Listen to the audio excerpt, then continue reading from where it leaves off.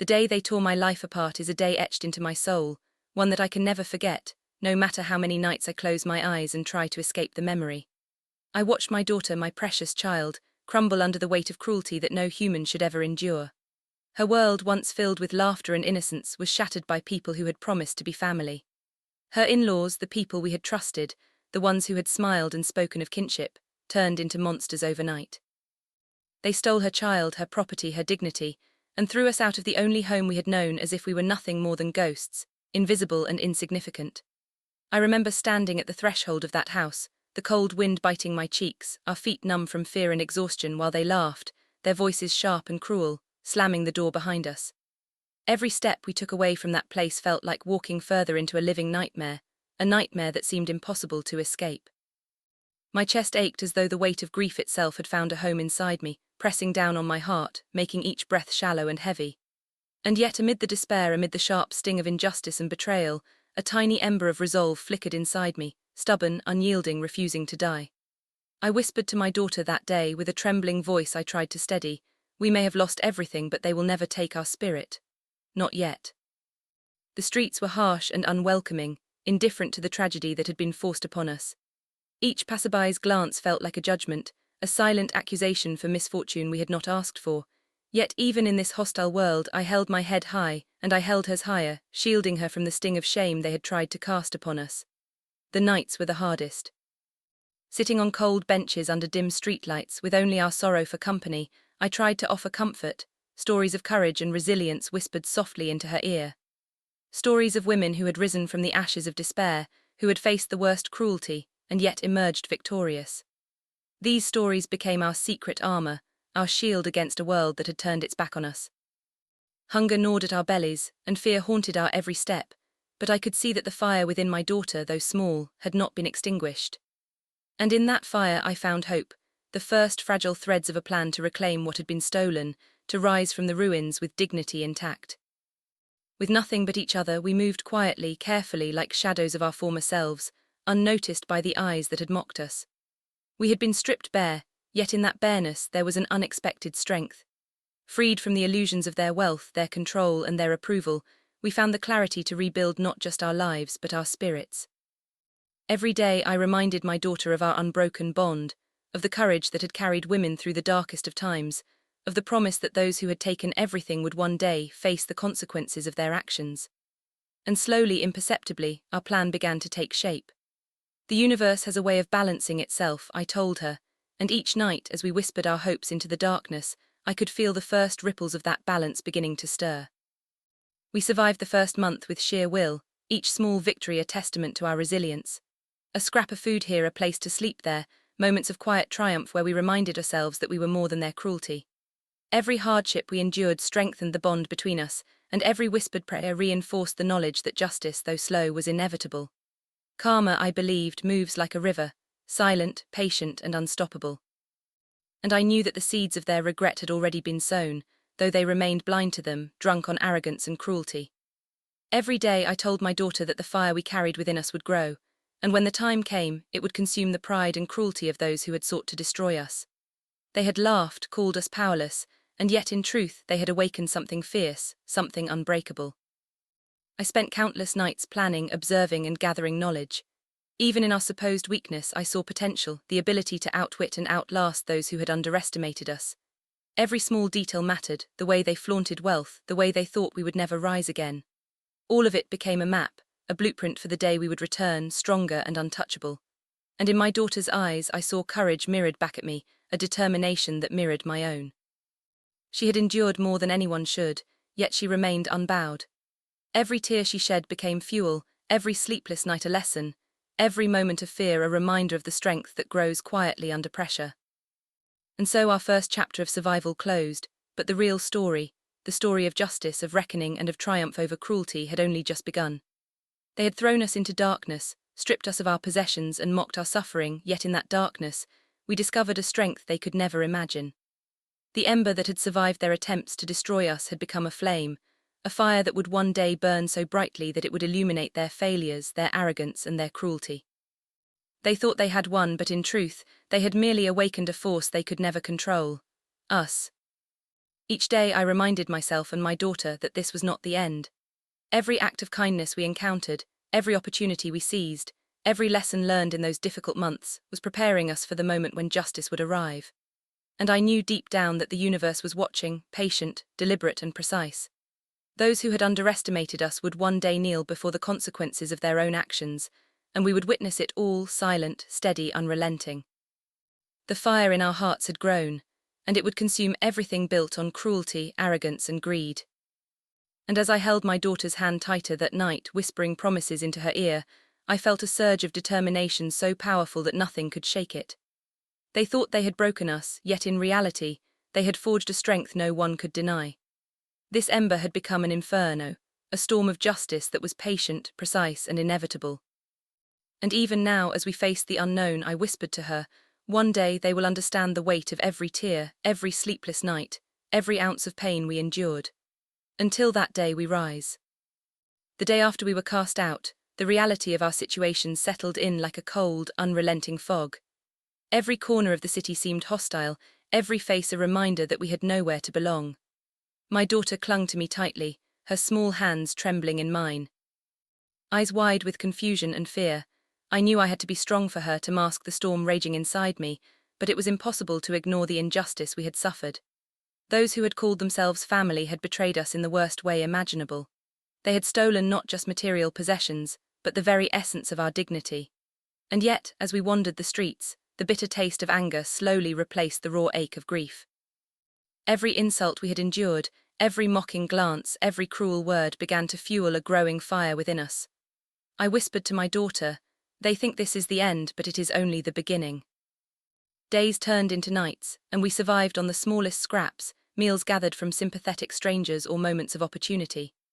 Every hardship we faced strengthened the bond between us, creating a resilience we had never known before.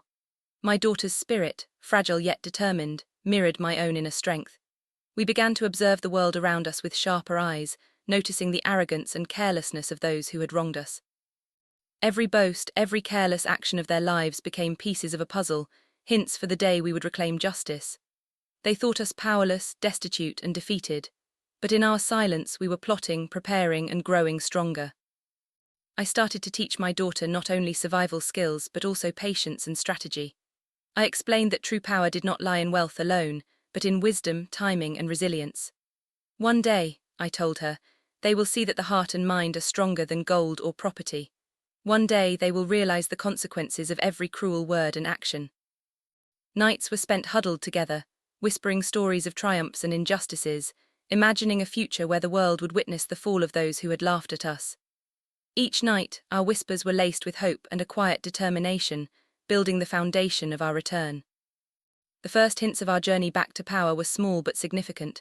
I managed to secure small opportunities, helpful connections, discreet advice, tiny financial gains that went unnoticed by those who had cast us aside. Each small step forward was a victory in itself, proof that we could rise from nothing. And with each victory the ember of revenge and justice burned brighter. They had underestimated the strength born of suffering. They had believed that cruelty could crush the spirit, yet they had awakened a force they could never control. Our interactions with the world became deliberate and calculated. Every person we encountered, every situation, was observed with meticulous attention. I wanted my daughter to see that patience and awareness are weapons as powerful as any material possession. I reminded her that those who underestimate others often fall victim to their own arrogance. Slowly, we began to rebuild our confidence, our strategy, and our network.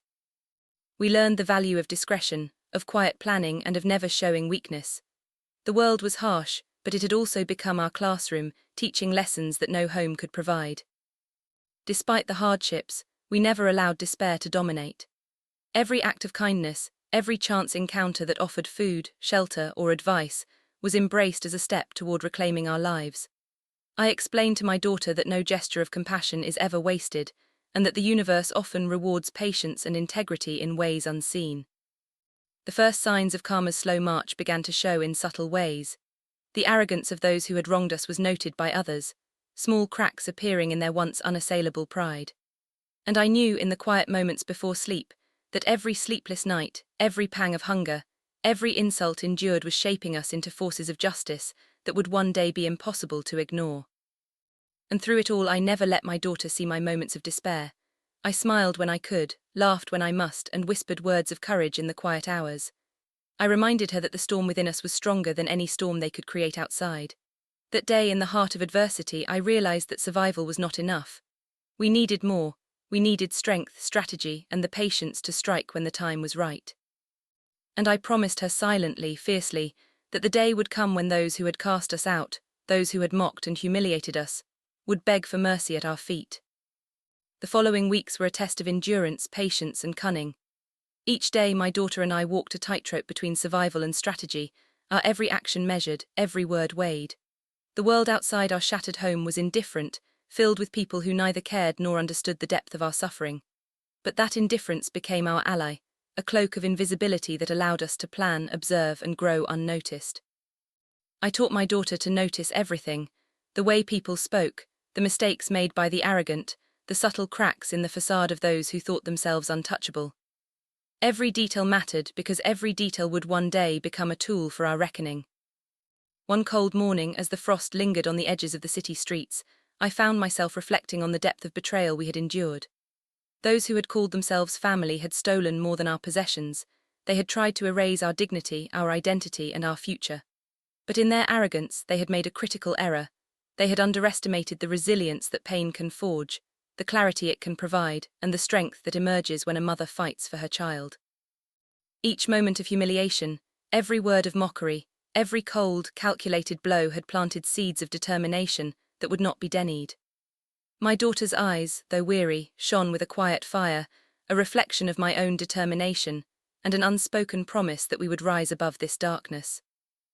We began to gather intelligence quietly, observing the movements of those who had wronged us. Their arrogance was staggering. They moved through life as if untouchable, careless of the ripples their cruelty had created.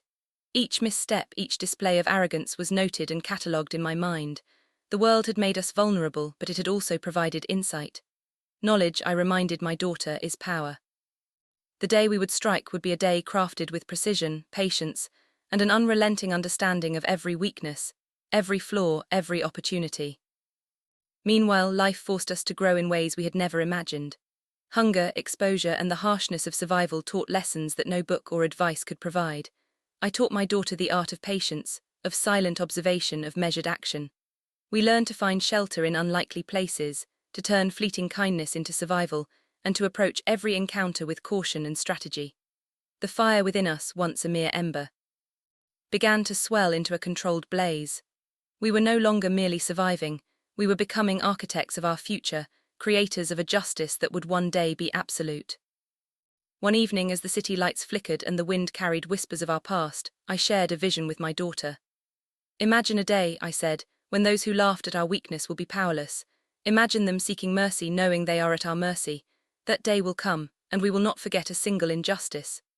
She nodded, her small hand gripping mine, the spark of hope and vengeance mingling in her gaze. It was a delicate balance, nurturing hope without letting despair take root, cultivating strength without allowing bitterness to consume us entirely. Our nights became planning sessions, where whispers filled the air with strategies, timelines, and contingencies. We spoke of their arrogance, their betrayals, their mistakes. We rehearsed outcomes and imagined scenarios, testing our patience against our burning desire for justice. And through it all, we remained unnoticed, shadows blending into the corners of the city, learning, growing, and becoming something they could never anticipate. Their greed, their cruelty, their disdain for us had given birth to a force they could not see. A mother and daughter bound not only by love but by unshakable determination and the knowledge that justice is inevitable. Slowly, subtle signs of karma began to appear. Their arrogance attracted the scrutiny of others, small misfortunes accumulated like drops forming a flood. And yet they remained blind, incapable of seeing that the storm had already begun to take shape. I reminded my daughter that patience was not inaction, it was preparation. Every hardship endured, every night spent shivering and hungry, every insult absorbed quietly, was a step toward the moment when the world would witness the downfall of those who had thought themselves untouchable. And deep down, I knew that we were on the cusp of that moment, the beginning of a reckoning that would be impossible to ignore. The months that followed were a test of endurance unlike anything we had ever known. Each day was filled with careful observation, subtle calculations, and quiet preparation. My daughter and I had learned to move silently through the world, unnoticed yet acutely aware of every opportunity and threat. Every encounter, every conversation, every glance from the arrogant in-laws who had cast us aside became part of a growing map of their weaknesses. Their overconfidence, their greed, their careless displays of wealth, all of it would one day serve as the foundation for our return. I whispered to my daughter that patience was our weapon, that the fire within us must be controlled, and that timing would make our justice unstoppable. We continued to survive with nothing, yet each day brought new insights and small victories. We learned how to turn adversity into advantage, how to use every hardship to strengthen our resolve. Every night, I reminded my daughter that those who had stolen her child, her dignity, and our home believed they had won, yet they had only created the conditions for their eventual downfall. I told her that the world has a strange way of balancing itself, that the arrogance of the cruel inevitably leads to their exposure, and that every moment of suffering we endured was shaping a future where justice would not just be served, but undeniable. We discovered unexpected allies along the way, people who, though strangers, offered assistance without expecting anything in return. Each act of kindness, each brief respite, was carefully noted and woven into our strategy. I taught my daughter that no gesture is ever wasted, that every connection, every lesson, every opportunity, even small and seemingly insignificant, could tip the scales in our favor when the time came. Slowly, imperceptibly, the ember of our plan began to grow, fueled by every injustice, every sleepless night, and every tear that had fallen in the shadows. Our conversations became more strategic, our minds sharper, our plans more intricate. We spoke of their weaknesses, of the arrogance that blinded them, of the tiny mistakes that could be exploited. Every moment of reflection was a lesson in patience, every hardship a rehearsal for the moment when the tables would turn. I reminded my daughter that strength is not measured by wealth or power alone, but by wisdom, timing, and unbreakable resolve. And as we worked together in silence, the bond between us grew stronger, a fortress no cruelty could penetrate. One evening, as the sun dipped below the horizon and shadows lengthened across the streets, I saw the first subtle signs of karma at work. The arrogance of those who had wronged us began to attract attention, and minor misfortunes started to accumulate around them. Yet they remained blind to the fact that we were observing, planning, and waiting. Every careless boast, every act of cruelty, every moment they underestimated us was being recorded in the ledger of our revenge. I whispered to my daughter that the storm we were preparing would strike with precision, and that their downfall would be inevitable. Despite the constant hardship, we never allowed despair to take root. I taught my daughter that hope is not naive, it is a quiet, steady force that, when nurtured, can move mountains. We held on to this hope fiercely, transforming it into determination. Every small victory, every moment of survival became a brick in the foundation of the justice we were destined to claim. And though the world around us seemed indifferent, I knew that our time was coming, the day when those who had humiliated us would experience the weight of every cruelty they had inflicted. In those long nights, as we lay beneath the cold sky, I promised my daughter that our suffering was not in vain. Each insult, each act of betrayal had only strengthened our resolve. We had learned to endure, to observe, and to plan. And with every passing day, the fire within us grew stronger, a force they could neither see nor stop. I whispered that patience was power, and that every moment of waiting was a step toward the day when their arrogance would crumble, and justice would be served in a way that could not be ignored or denied. The turning point began subtly, almost imperceptibly. It was in the small victories, the unnoticed opportunities, and the quiet observations that we had made while surviving in the shadows. Every interaction, every fleeting moment became a piece of the puzzle, a step closer to reclaiming what was ours. I had begun to notice the arrogance and carelessness of those who had wronged us, the way they flaunted wealth, ignored warnings, and assumed we were powerless. Every misstep, every display of greed was carefully logged in my mind, a blueprint for the day we would strike. I shared these observations with my daughter, explaining that justice is not just about revenge, but about strategy, patience, and precision. The fire within her eyes mirrored my own determination, and together we prepared silently for the storm to come. Life outside our former home was harsh, but it honed us in ways we could never have imagined. Hunger, exposure, and constant vigilance taught lessons that no comfort could provide. I trained my daughter not only in survival but in understanding human nature, the arrogance of those who abuse power, the weakness hidden beneath their confidence, and the predictable patterns that reveal themselves to those who watch carefully. Every hardship we endured strengthened our bond and sharpened our minds, turning pain into power, and despair into a weapon we would one day wield. We began to build connections cautiously, allies who offered guidance, information, or small resources that went unnoticed by our enemies. Every interaction was measured, and every opportunity was noted. I explained to my daughter that nothing is ever wasted. Every moment of struggle, every act of kindness, and every scrap of information could be used to our advantage when the time was right. Slowly, the first signs of our eventual comeback began to take shape. The ember of our resolve, nurtured by suffering and fortified by patience, had grown into a controlled blaze, ready to ignite when the moment arrived. One evening, as the city slept and shadows lengthened across the empty streets, I shared a vision with my daughter. "Imagine the day," I whispered, "when those who laughed at us, humiliated us, and cast us aside will tremble before us. They will understand the consequences of every insult, every cruelty, and every action they took against us. And when that day comes, we will be ready, unwavering, and unyielding." She nodded, her small hand gripping mine, and I could see the determination and hope burning in her eyes. That fire, born of suffering and sharpened by survival, would guide us through the darkness, through the long months of preparation, until justice was finally within our reach. As the days passed, we continued to observe and learn. Every weakness in their household, every miscalculation, every display of arrogance became a tool, a clue, and a weapon. They believed themselves untouchable, but their overconfidence blinded them to the storm quietly forming in the lives of the people they had tried to destroy. I reminded my daughter that true power is built in silence, that patience and intelligence can outmatch brute force and wealth. And with every passing day, the fire inside us grew stronger, the blueprint of revenge more detailed, the promise of justice more certain. Even in the darkest moments, we found ways to nurture hope and resilience. The nights were cold, hunger persistent, yet we remained unbroken. I taught my daughter that strength is often quiet, hidden in perseverance and unwavering belief. Our plan required careful timing, discipline, and unrelenting focus, and we practiced these virtues every day. Every trial we faced became a rehearsal for the ultimate day of reckoning, every challenge an opportunity to strengthen our resolve and sharpen our strategy. And through it all, I never let my daughter see the full weight of my fear or despair. I smiled when I could, laughed when I must, and whispered words of courage when silence fell. I reminded her that the fire within us was more powerful than the cruelty outside, that patience, observation, and determination were weapons more deadly than any riches they had stolen. And every night, I promised silently, fiercely, that the day would come when they would kneel before the consequences of their own arrogance, and we would watch with the quiet satisfaction of justice fulfilled. The tension had been building silently, a storm gathering behind the calm facade of our survival.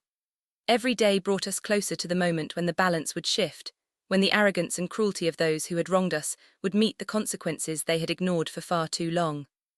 My daughter and I had grown stronger, sharper, and more determined with each passing challenge. The lessons learned from hunger, cold nights, and the indifference of strangers had become the tools we would use to reclaim what was ours and to exact justice on those who had underestimated us. Each observation, each subtle detail we had recorded over months of careful planning, was now forming the blueprint for the final act. I taught my daughter that patience was not simply waiting, but preparing, watching, and understanding the weaknesses of those who believed themselves untouchable. We had noted every careless boast, every arrogant gesture, and every mistake that had been hidden behind their wealth and power. And with every observation, the fire inside us grew brighter, a controlled blaze of determination and strategic focus.